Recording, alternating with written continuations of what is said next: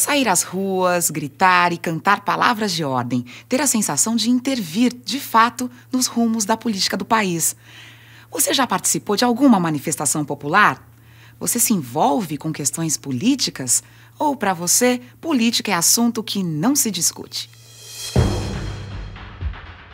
Na década de 1980, milhões de brasileiros foram às ruas pedindo eleições diretas para a presidência da República e a redemocratização do país. Anos depois, em 1992, milhares de jovens com rostos pintados de verde e amarelo se mobilizaram pelo impeachment do primeiro presidente eleito por voto direto, acusado de corrupção. O presidente caiu e, desde então, manifestações populares de tamanhas dimensões só voltaram a acontecer em junho de 2013, quase 30 anos depois das diretas já. No início, as passeatas foram organizadas por grupos que pediam a redução das tarifas do transporte público.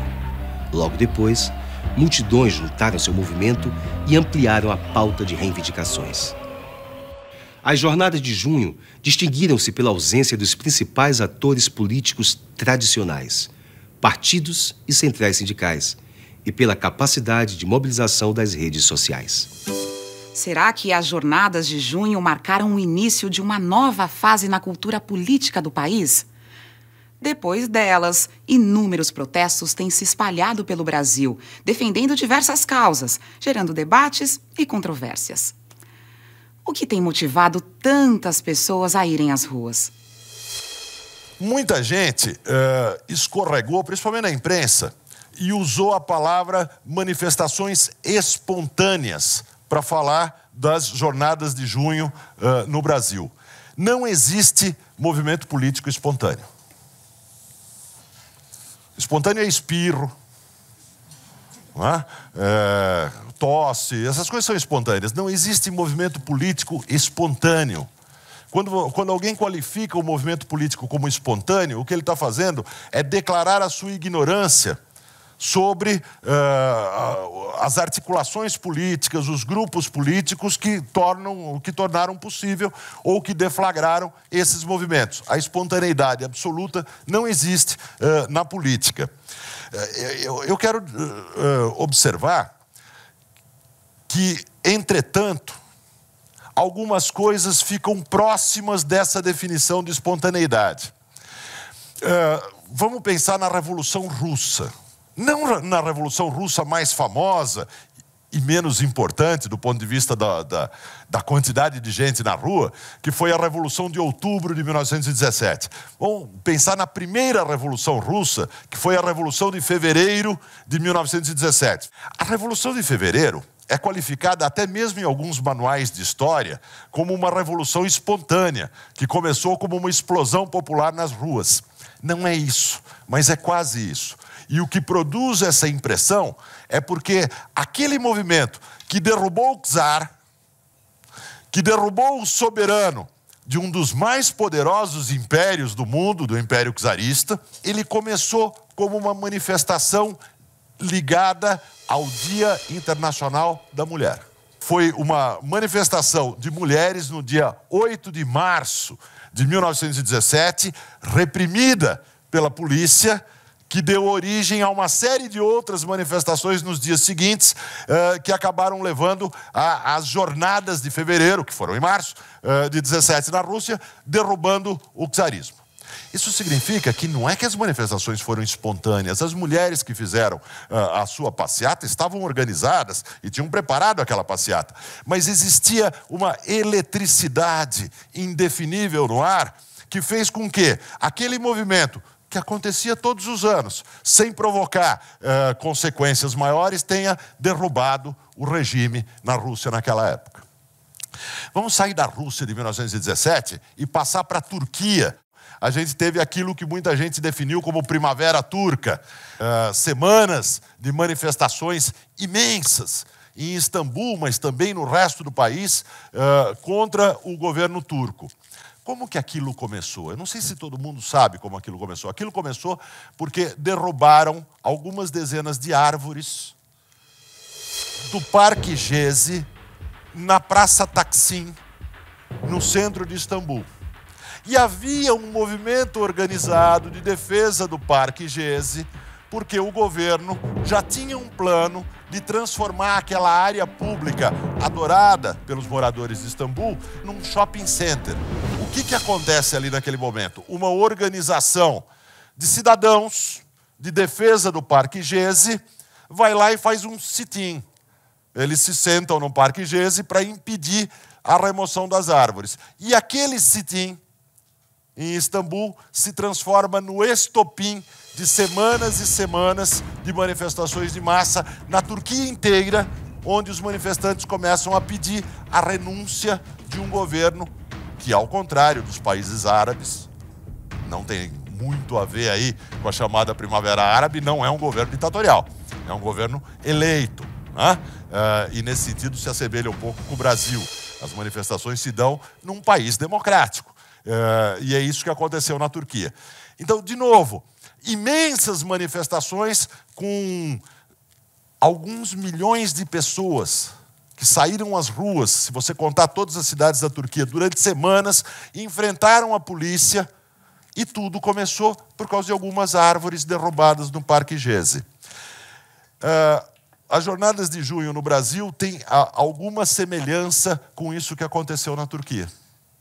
Um belo dia, houve um aumento nas passagens de ônibus de São Paulo e de outras cidades. E um pequeno movimento, um movimento verdadeiramente marginal do ponto de vista político, marginal, eu digo no sentido da importância, do número. Não há uma avaliação ideológica aqui. Um movimento periférico na política nacional, que é o movimento do passe livre, convoca uma manifestação contra esses aumentos. A essa manifestação vão 2.000 pessoas, o que significa basicamente ninguém, porque 2.000 pessoas na rua em São Paulo são uma festa. Como isso era incapaz de produzir uma notícia importante, eles resolveram produzir uma notícia parando o trânsito da cidade. Isso dá notícia. Essa manifestação teve um pequeno enfrentamento com a polícia nas suas margens e foi chamada uma manifestação seguinte, que também não foi grande.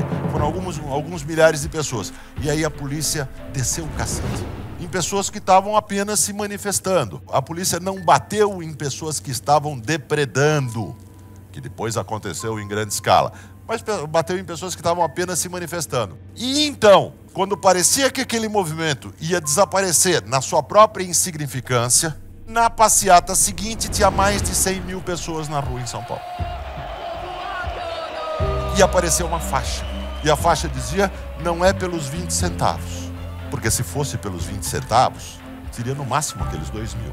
Já não era mais pelos 20 centavos, já era uma outra coisa, e aquilo lá começa a acontecer no Rio de Janeiro, em Brasília, em Salvador, em Recife, sempre com números extraordinários, com números de manifestantes muito grandes. E o que é importante, sem a presença de nenhum dos grandes atores políticos institucionais do Brasil. Nenhum partido político relevante, tinha partidos completamente irrelevantes num país cheio de partidos, como o Brasil, mas nenhum partido relevante estava nas manifestações. Nenhuma das centrais sindicais, poderosas centrais sindicais, que recebem verbas inimagináveis do imposto sindical, nenhuma delas estava lá. Nenhum dos grandes movimentos sociais estabelecidos no Brasil, conhecidos pelas pessoas, estava nas manifestações. Então, são manifestações que aparentemente não têm direção, e em grande medida não tinham direção mesmo. Muito se falou da importância das redes sociais, Facebook, Twitter, sites da internet, celulares e por aí afora, na convocação das manifestações das jornadas de junho. E, de fato, esse foi o grande meio de comunicação que permitiu convocar as passeatas e que levou todo mundo a ficar sabendo que tinha as passeatas. Então, as pessoas destacam, com uma certa razão, a importância das redes sociais, da comunicação digital, da internet, nesse movimento. Como destacam em movimentos como a Primavera Árabe, a Primavera Turca e tantos outros. Eu estou de acordo, até um certo ponto. Elas têm importância, elas ajudam a transmitir uma notícia muito rapidamente, mas a notícia só tem importância se tiver uma eletricidade no ar Se tiver alguma coisa acontecendo, como tinha na Rússia, em fevereiro de 1917, como tinha na Turquia, que faz com que um pequeno fenômeno, um pequeno evento de massas aglutine multidões. Quando as manifestações de junho de 2013 ganharam dimensões de massa, a lista de reivindicações se multiplicou. Essa diversidade de causas sinaliza uma falta de clareza por parte dos manifestantes ou, por outro lado, um caminho para o aperfeiçoamento de nossa democracia. Não é pelos 20 centavos, dizia uma faixa que se tornou célebre.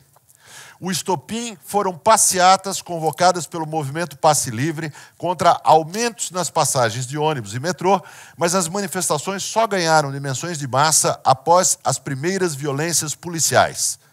E então, as reivindicações já eram outras. Saúde, educação, corrupção, palavras de ordem substanciais, porém genéricas, evidenciaram uma crise do sistema político e das instituições da democracia brasileira. A primeira reivindicação do movimento Passe Livre era acabar com o aumento nos ônibus e no metrô. Eram os 20 centavos. Isso é uma reivindicação extremamente específica. Isso é um alvo muito claro de qualquer manifestante. Nós sabemos qual é o critério da vitória e da derrota. Se nós derrubarmos os 20 centavos, nós vencemos. Se nós não derrubarmos, nós perdemos. Mas então, quando não tinha mais 2.000 pessoas, quando as ruas se encheram com dezenas de milhares de pessoas, ninguém mais falava dos 20 centavos. E alguém teve que levar a faixa, não é pelos 20 centavos, para a coisa não ficar absurda. E no lugar disso, as pessoas começaram a falar de saúde e educação. Lembra das palavras de ordem? Hospitais padrão FIFA. Escolas padrão FIFA. E o que quer dizer isso? Essas palavras de ordem, elas são certamente substanciais, já vou discutir isso. Mas elas são extremamente genéricas. Como se mede a vitória ou a derrota de um movimento como esse? Quando você para de fazer passeatas por isso? Quando você tiver hospitais padrão FIFA? Escolas padrão FIFA, qual é o teu critério de triunfo nesse caso?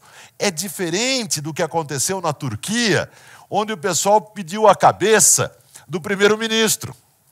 Ele não renunciou, etc. Mas havia um objetivo, a renúncia do primeiro-ministro. No Brasil, não. Ninguém pediu a renúncia. Alguém pediu, mas isso não tinha importância. As multidões não pediram a renúncia da presidente da República. O que pediram foi saúde e educação, o que são palavras de ordem extremamente genéricas e revelam uma fraqueza daquelas manifestações, a falta de um objetivo, de um alvo claro. Agora que eu já falei mal das reivindicações, eu vou falar bem delas. Porque essas reivindicações substanciais, elas são reivindicações por direitos universais. Saúde, educação, serviços públicos que o Estado garante. E o Brasil, depois de 10 anos de lulopetismo, se esqueceu de fazer política em torno de reivindicações universais. O que quer dizer isso?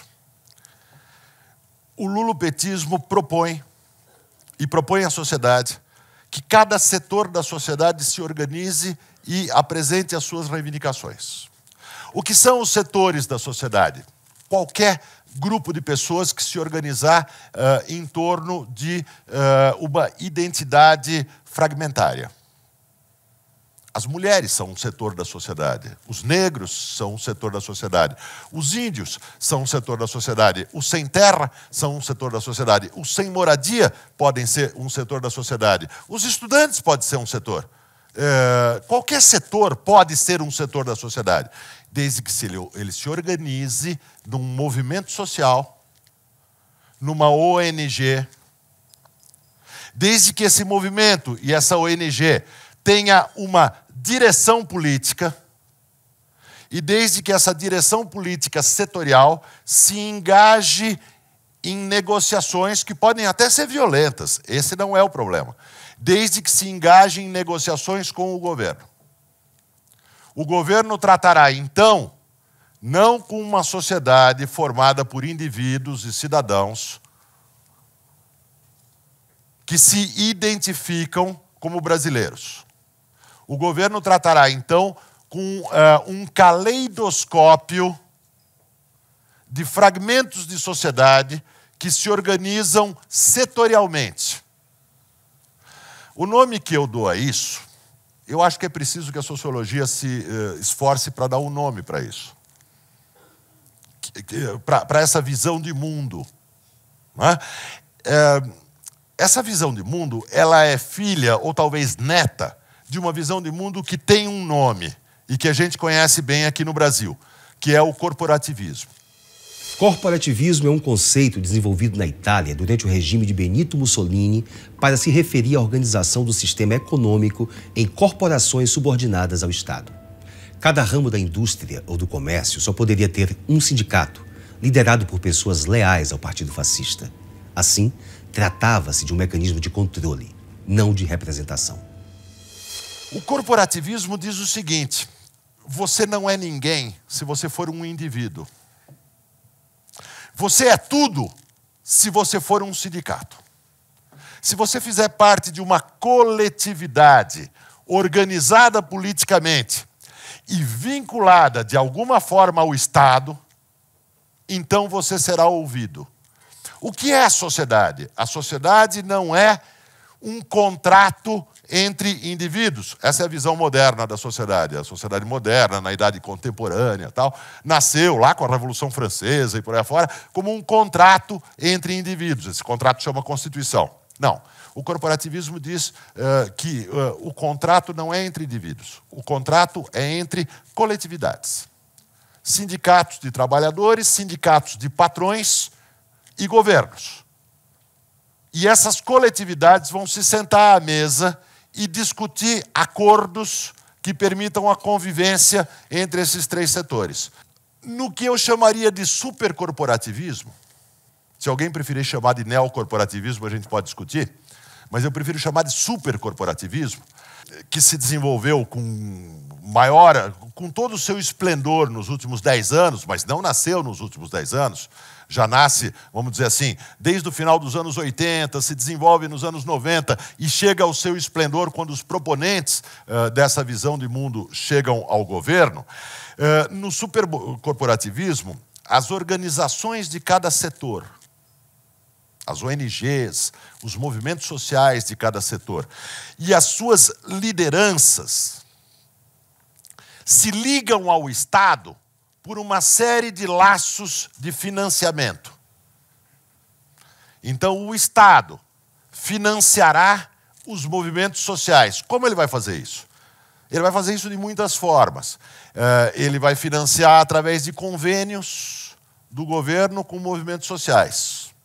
A UNE está cheio de convênios com o governo, e esses convênios mobilizam milhões de reais todos os anos, não é pouca coisa. Tá?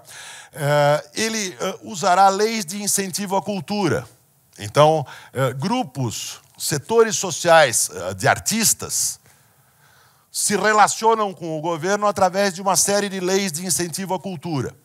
Esses movimentos vão se relacionar também através de repasses de verbas em programas governamentais. O fato é que se cria toda uma nova esfera da vida política no Brasil, que é uma esfera onde o Estado e movimentos sociais supostamente autônomos, mas que não são mais autônomos, compartilham um espaço de atuação, uma área de circulação política, na qual se formam lideranças que amanhã serão deputados, que amanhã serão assessores de ministérios, que amanhã serão funcionários em comissão da Caixa Econômica Federal, do Banco do Brasil e por aí afora. Eu chamo isso de supercorporativismo.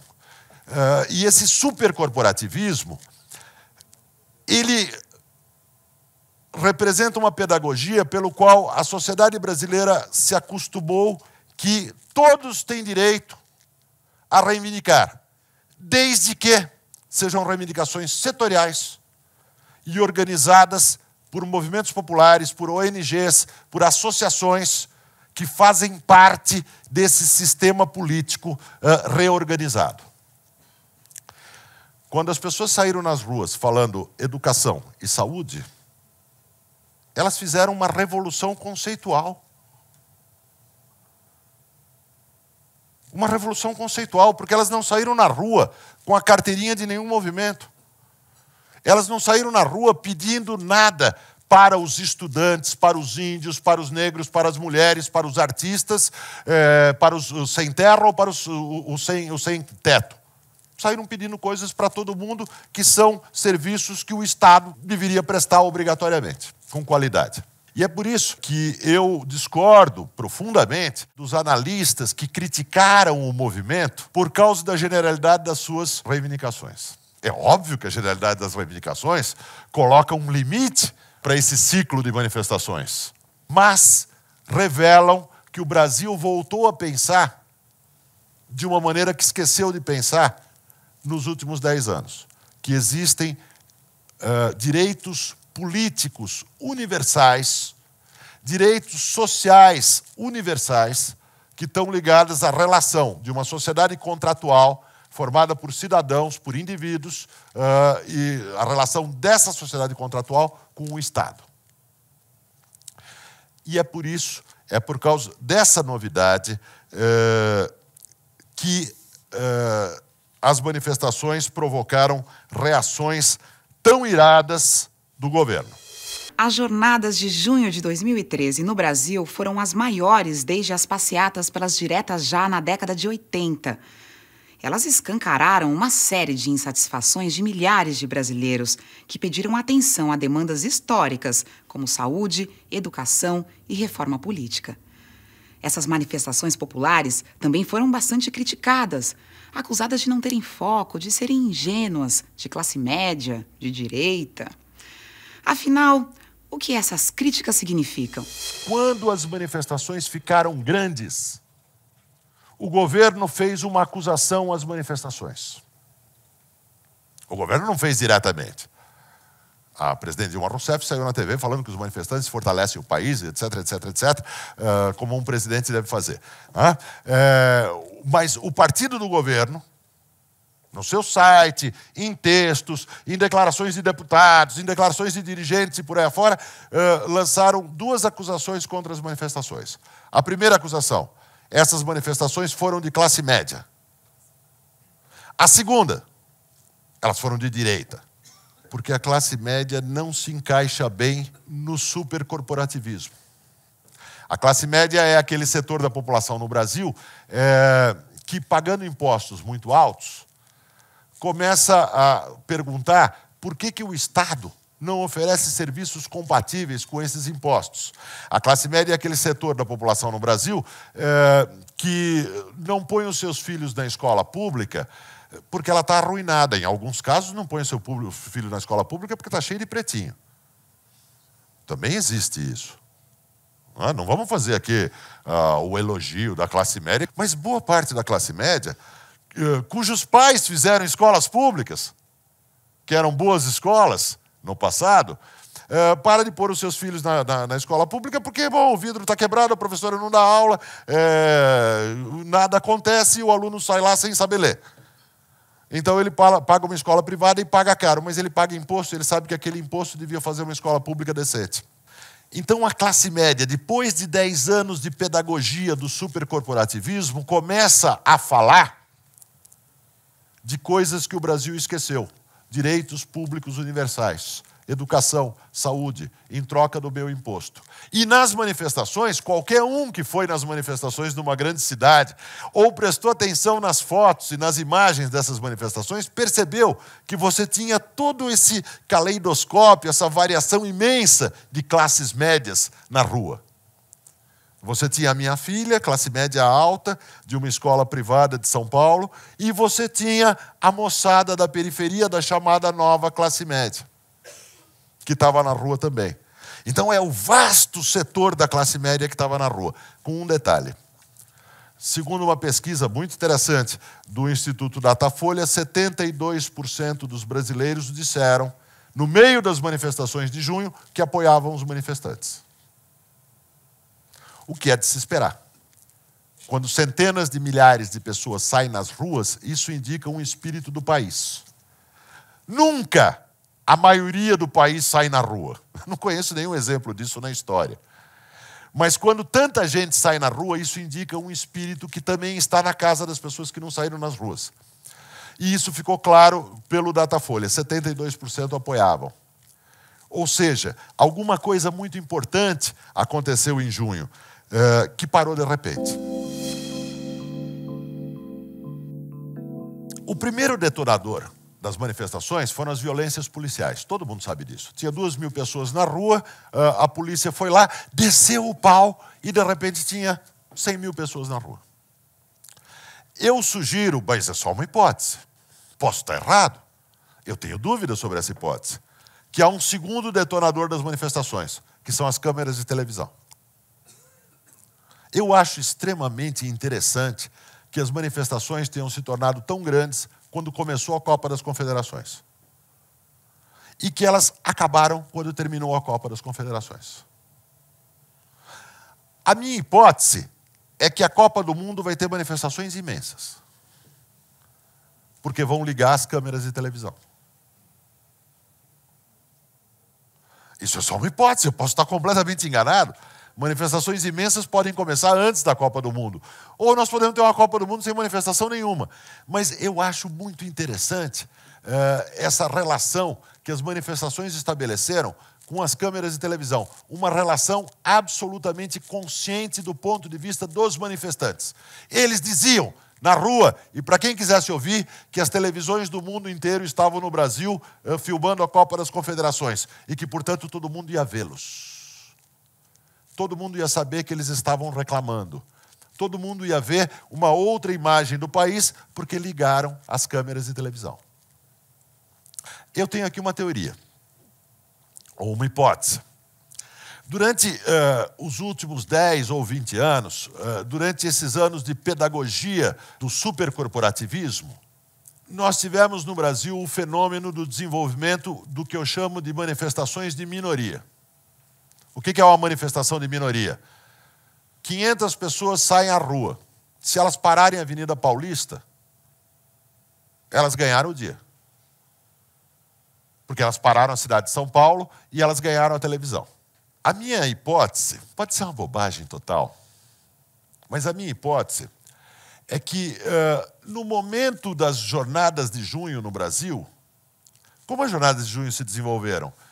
Começaram como manifestações de minoria, que se transformaram de um dia para o outro em manifestações de multidões.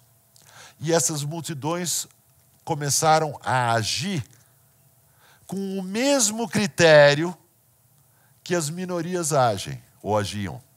As multidões aprenderam, ao fazer as suas primeiras manifestações da vida, que elas serão importantes, não se elas forem numerosas, mas se elas tiverem uma câmera de televisão na frente.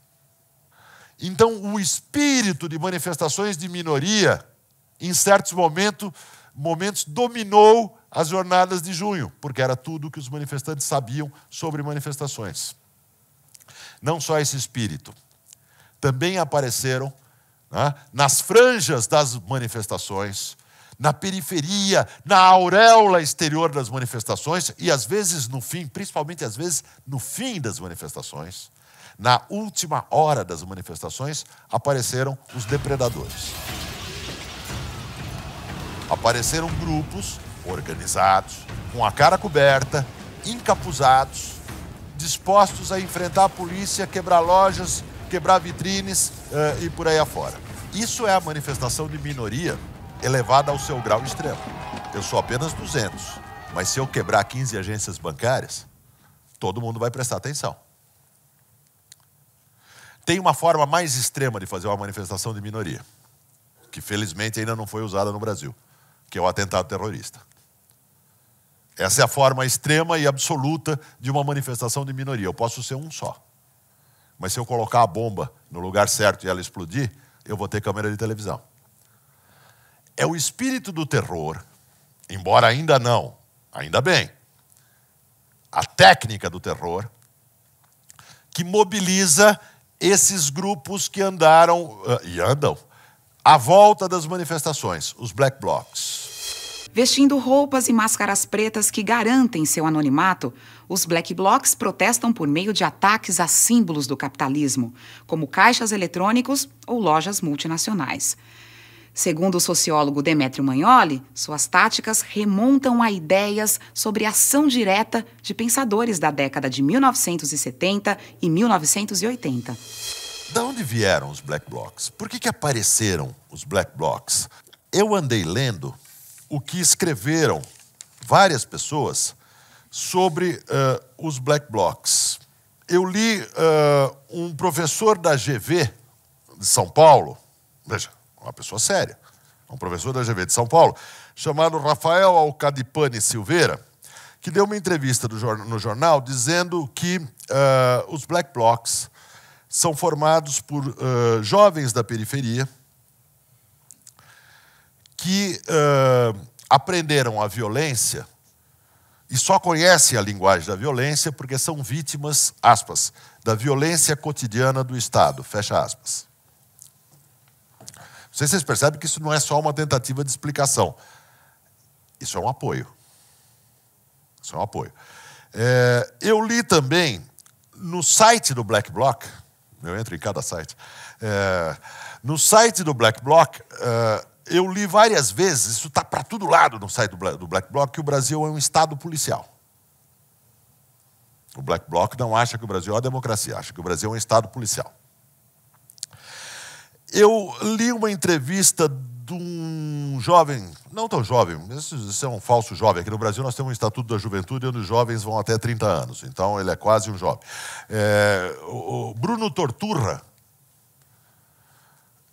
que é do Mídia Ninja, Bruno Torturra definiu os Black Blocs como uma estética e defendeu a legitimidade da ação direta, aspas, desde que dirigida contra os bancos. Desde que contra hotéis ele é contra os bancos, é legítimo. Pablo Hortelado é um filósofo. Pablo Hortelado é um filósofo e um professor da Escola de Comunicações e Artes da USP. Eu não estou falando de pessoas desconhecidas. Pablo Hortelado escreveu um artigo dizendo que a ação simbólica de destruição de uma agência bancária deve ser interpretada na interface da política com a arte, porque ela simula a ruína do capitalismo. Vidraças quebradas de uma agência bancária simulam a ruína do capitalismo. Essas coisas que eu li, eles são importantes porque textos têm DNA. Você pode investigar textos, frases, temas, formas de escrever, conceitos, palavras-chave, tipos de raciocínio e perguntar onde está a origem. Quem escreveu isso antes? Quem escreveu isso? Quem escreveu isso foram os intelectuais italianos e alemães que nos anos 70 e nos anos 80 fizeram a teoria da ação direta.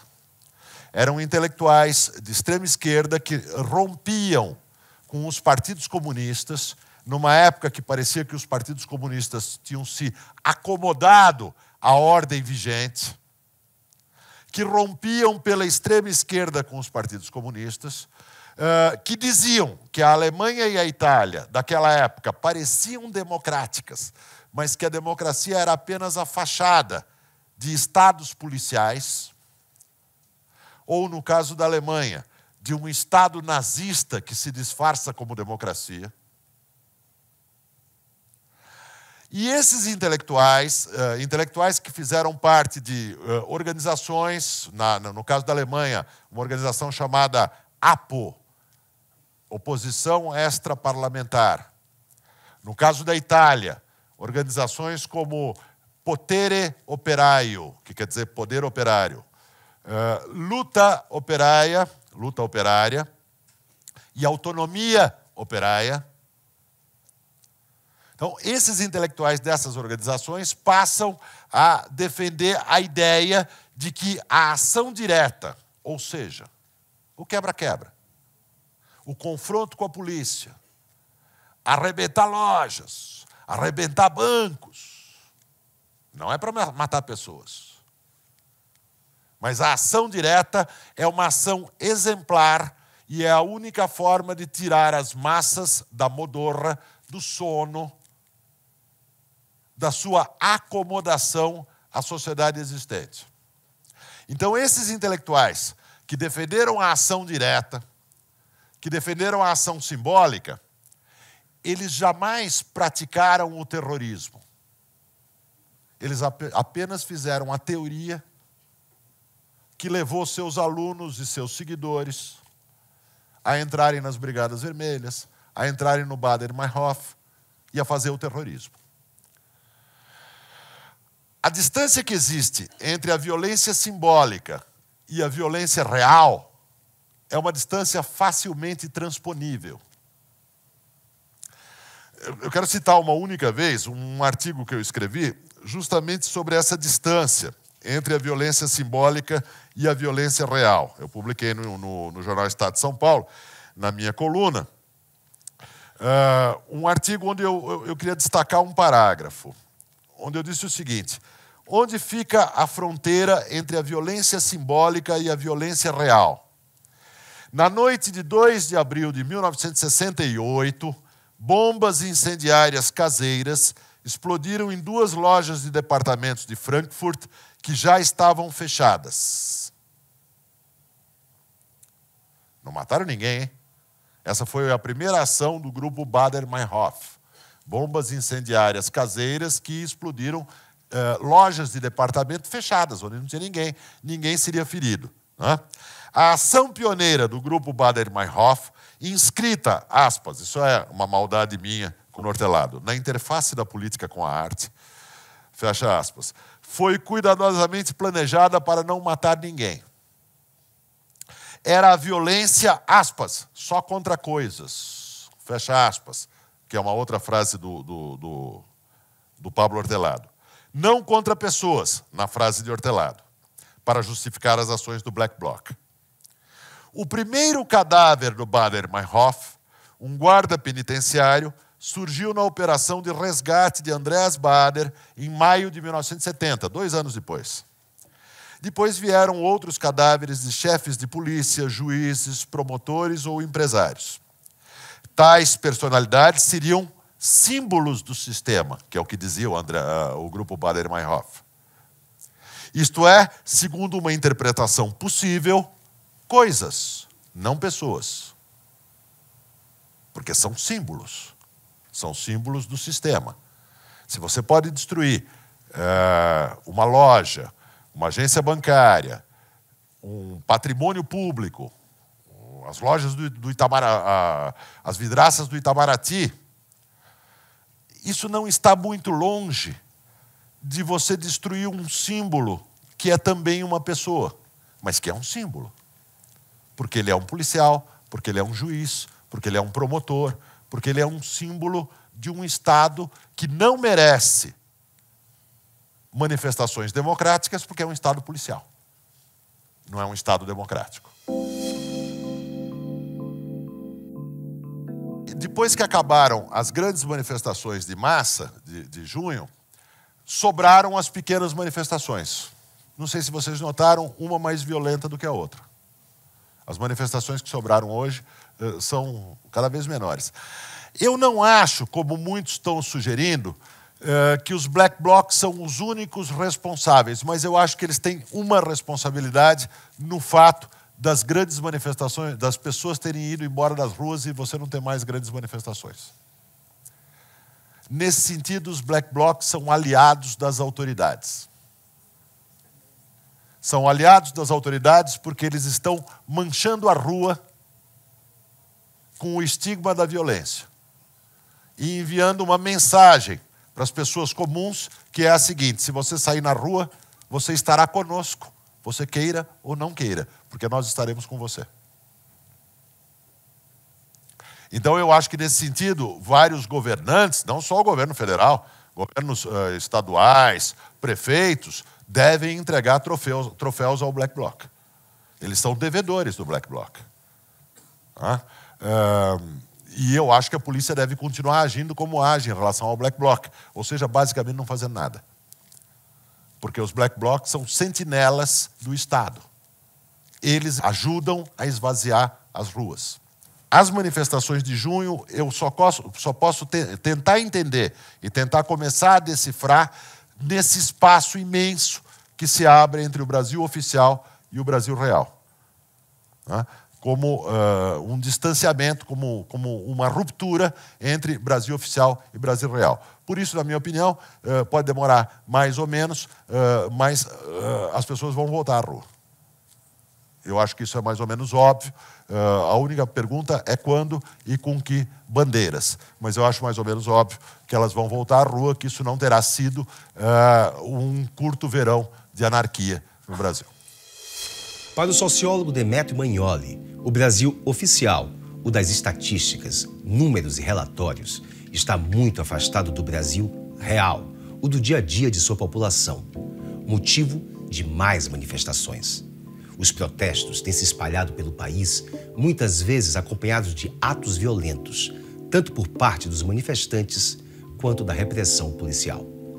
Violência que recebe maior atenção da imprensa e ofusca as causas das manifestações. Para entender os diversos interesses em jogo, é preciso aprofundar a análise e ver que política é sim um assunto que se discute e cada vez mais. No site da CPFL Cultura, você assiste a essa e outras palestras sobre as manifestações. Compartilhe com seus amigos e promova debates. Provocar reflexões sobre as principais questões do mundo contemporâneo é o que inspira o Café Filosófico. Até semana que vem. A China, que controla a internet, decidiu que certas palavras não podiam ser usadas na internet chinesa. Você acha que a população entrou numa onda de conscientização política? Qual você acha foi a influência, principalmente no meio estudantil, daquele filme V de Vingança?